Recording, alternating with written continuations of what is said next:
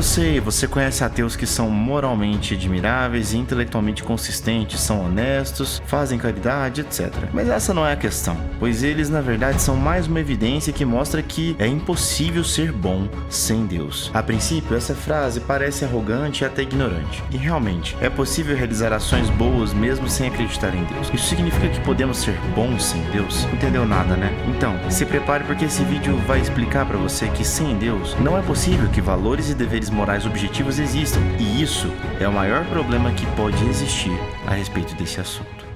Valores e deveres morais objetivos. O que isso significa? Significa que eu e você, sendo pessoas diferentes, temos o senso de certo e errado, o senso de bem e mal. Os deveres completam os valores ao torná-los uma obrigação. Quando eu falo que eles são objetivos, significa que não dependem da minha opinião ou da sua opinião. Como, por exemplo, as leis físicas, eles também são imutáveis. E, como já foi dito, a existência de Deus é condição obrigatória para a existência dos valores e deveres objetivos. Caso Deus não exista e, consequentemente, os valores e deveres se tornem completamente subjetivos, ou seja, cada um escolhe o que é certo fazer, cada um tem a sua verdade. Mas se realmente for assim, aquilo que aconteceu na Alemanha no passado, você sabe do que eu tô falando? Todo aquele antissemitismo envolvido, os preconceitos envolvidos, as agressões e as mortes de mais de 6 milhões de pessoas, seria algo totalmente plausível.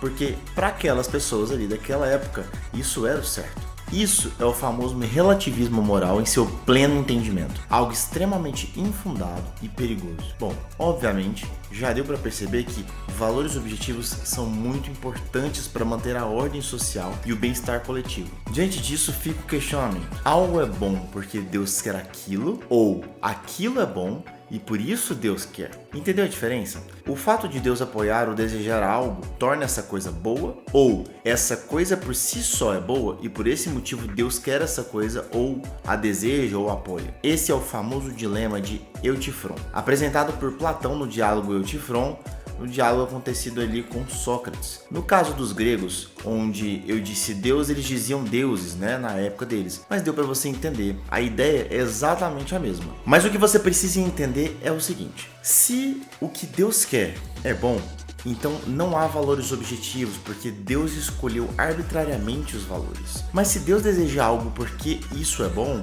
então os valores independem de Deus e Deus deixaria de ser onipotente, pois existiria algo acima dele que o controla. E agora, qual dessas duas premissas está certa? Bom, a resposta é que nenhuma delas está certa. E sim, uma terceira premissa: Deus é bom, por isso ele deseja exatamente o que é bom. A própria natureza de Deus é ser bom, isso é, ele é bom, ele é naturalmente bom, ele é a própria natureza do que é bom. E os seus mandamentos são a expressão da sua própria natureza. Ele mesmo é o padrão máximo de bem. No decorrer dos escritos, Platão tenta responder esse dilema, dizendo que os valores simplesmente existem, excluindo assim a possibilidade da existência de Deus. Mas é um argumento muito parecido com que os ateus hoje em dia usam para absolutamente qualquer coisa, O surgimento do universo, o ponto inicial do surgimento do tempo, espaço e todas as coisas. Simplesmente eles chutam para lá a necessidade de uma explicação original para essas coisas. Porém, isso é desonesto, pois além de não responder de onde vieram esses valores objetivos aí que a sociedade vive debaixo deles, ele deixa totalmente o dever, ou seja, as obrigações de lado. Você entende o problema disso? Vamos lá, eu vou te explicar isso. Ok, vamos supor então que Platão tá certo e os valores objetivos simplesmente existem,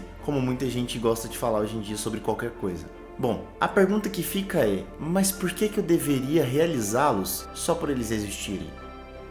Bom, nesse caso, Platão e todos aqueles que dizem que algo simplesmente existe, ele acaba sem ter uma alternativa para essa pergunta, o que desqualifica o argumento dele. Outro filósofo que também conversou com Sócrates e Platão e redigiu o diálogo foi o Protágoras, e não confunde aqui com Pitágoras. O Pitágoras é aquele do teorema da matemática. O Protágoras foi um dos principais sofistas detentor da frase "o homem é a medida de todas as coisas". Frase essa que é a base inclusive do humanismo que a gente vive hoje. Essa vertente, aflorada no iluminismo, dizia que a moralidade existia de acordo com o avanço da humanidade. Isso é, os valores e deveres seriam objetivos e sempre a favor do progresso social. Mas assim, vamos lá, você pode até enxergar que esse talvez seja um argumento perfeito para um ateu de hoje em dia, né? Bom, seria se ele não mostrasse ser totalmente falso em toda a história da humanidade. Nós podemos usar o mesmo exemplo que a gente já usou nesse vídeo, por exemplo, do que aconteceu na Alemanha ali há algumas décadas atrás, em que houve diversos massacres sem nenhum motivo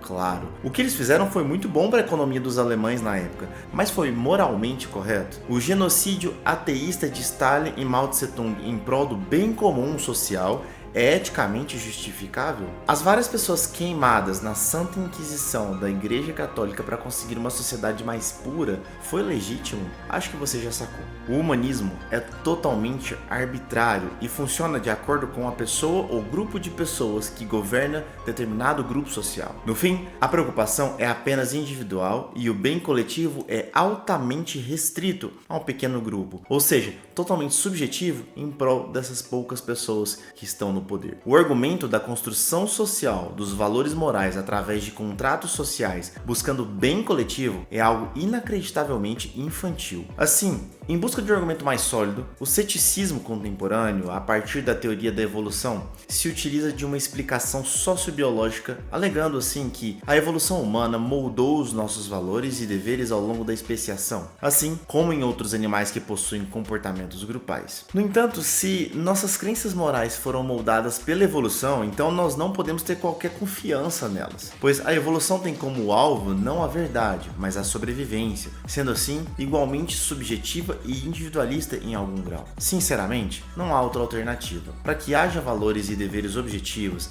é necessária a existência de um Deus moralmente perfeito que nos concede valores e deveres superiores aos nossos. Mas se você está questionando se realmente existem valores morais, te recomendo ver esse vídeo que ele vai deixar isso bem claro para você. Eu vou ficando por aqui, fui e até semana que vem.